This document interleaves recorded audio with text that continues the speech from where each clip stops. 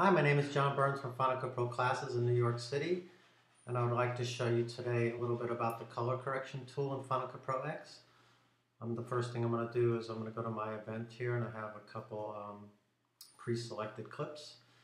And the first one I'm going to do is this one right here. And here is a good candidate for color correction is this nice bright blue shirt. I'm going to put that into my timeline. I'm going to highlight the clip and then go to my inspector, which is already open. If it's not open, you just click this button right here. And if you go to the video tab, you'll see your color correction area in the video tab.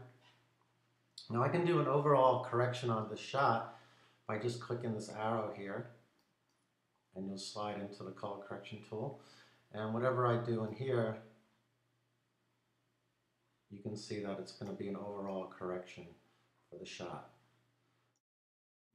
I'm going to reset that back to its original and go back again. And now I want to choose a certain color in the shot. I'm going to use the eyedropper here.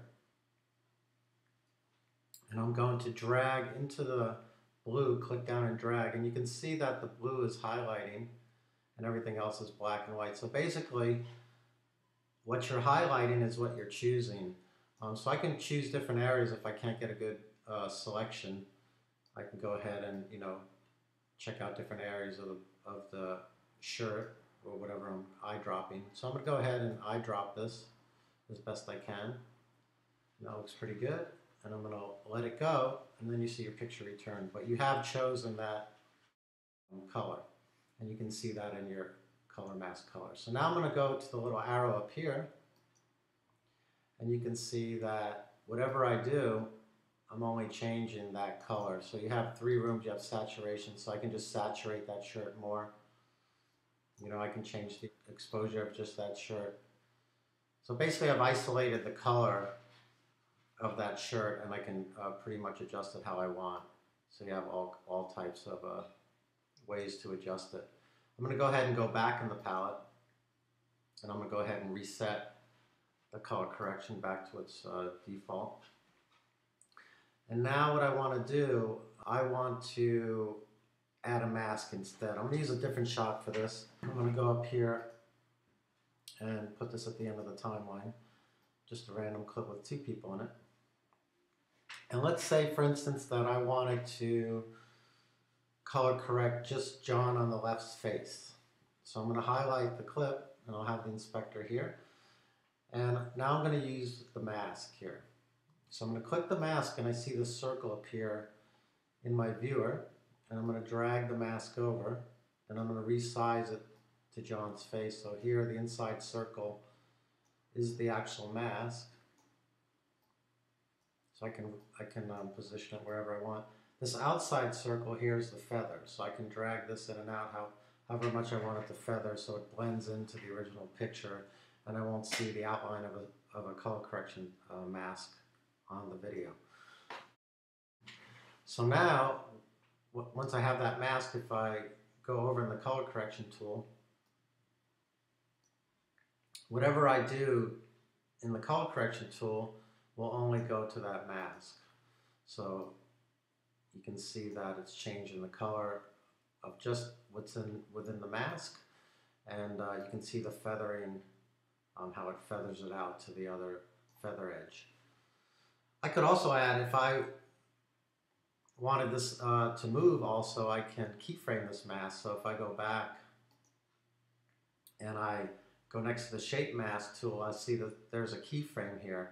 So just like you can keyframe pretty much everything in Final Cut Pro, if I hit this one keyframe, I can move this playhead, and when the mask goes out, I can keep correcting it, and it's going to follow, where I go with it. So I can see that, if it goes out a little bit here, I can move it over. Once I make that first keyframe, it's going to generate keyframes on its own. So you just have to move the playhead and reposition the mask. So as I drag back, I can see the mask is moving. I didn't do a great job, but you can see the mask is moving with the subject. So here I'll do one more correction and go right there. So now you'll see the mask moving down and over Okay. So the great thing too about the color correction tool is I can add another mask if I want for skip. To do that, I would hit this plus sign right up here, and it would give me another color correction option. And I'm going to go ahead and click the mask. And now I'll put it on a mask on skip, and I'll reposition it. And here's my feather again. So also I can keyframe this mask to move with skip. So if I hit that first keyframe,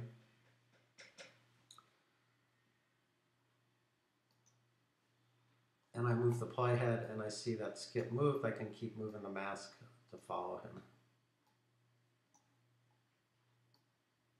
And of course I can make it bigger or smaller depending if he's moving towards the camera or not. So as I drag it over, if I drag through the clip, you should see the mask sort of following his face there.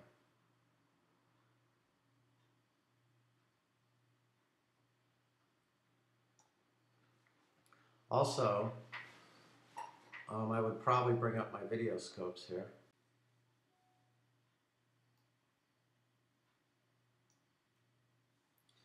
And also I would bring down the Vectorscope. And here you have the Vectorscope, and this line here represents skin tone. And so if you're doing any correction, if I go back into the mask here and go into the correction tools, basically I want to try and keep that blob there, which represents what's in the picture on that skin tone line. So you can see as I move things around, you know, it goes off and it looks kind of weird. But you have to sort of play with that too. So when you're doing correction, that's just a reference to the skin tone line. The other setting would be the waveform monitor. And here I want to make sure my picture whites are up at 100 and my picture blacks are down at 0. Okay, I'm going to go ahead and reset this mask here. And I'm going to go back and I'm going to add a third correction.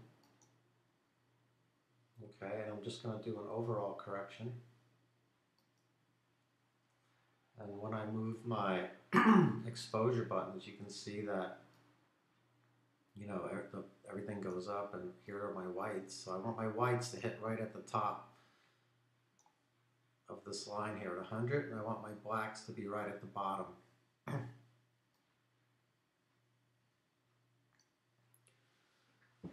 Okay, and that's basically, you know, how you use the tools a little bit, and I hope that clears up a few things about the color correction. Thank you very much, and I hope to make more tutorials soon.